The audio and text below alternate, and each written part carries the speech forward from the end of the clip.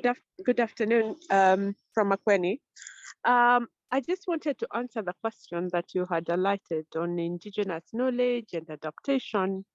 And we are very keen on putting that because we already have an adaptation plan in the county government.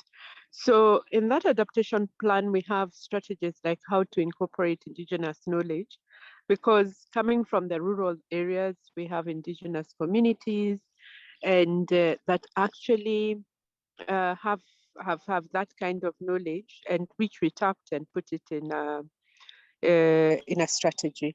So in terms of climate change, you find we have, for example, people who move from one place to place with seed that they had from their parents because they believe that is what they need to be doing, they need to be farming. But it has its challenges, because when people already have that kind of belief, changing it can be one problem. But we are going slowly by slowly while using peer-to-peer learning so that they can be able to adapt by those changes.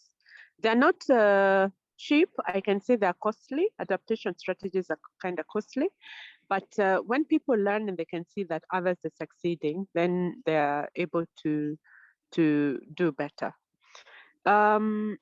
The other one is that when you ask anybody, like in Makweni, about climate change, they're aware.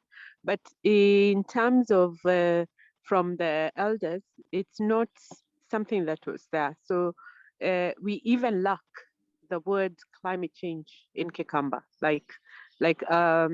or through the people who live around Makweni. So they cannot say that climate change has a name. So we describe it as a phenomenon with very many words and what is closely understood as it is.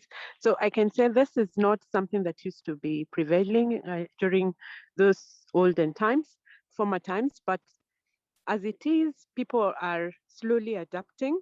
We are ensuring that also we tap into the social inclusion, whereby the gender aspect of it is tapped, so that you have those roles that can be strengthened to adapt with climate change, because you find women have more roles in terms of household level than do men. And then in other levels, we have men. So we have to get activities that actually identify with those kind of roles. If we have to work it easy, then it will all just roll out without a hitch. So I think that is all I'm going to talk about in terms of Indigenous knowledge and climate change adaptation. And right now we are working on the same in terms of a mitigation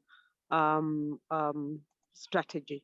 So which is not very easy, but we would also like to capture that. So thank you very much.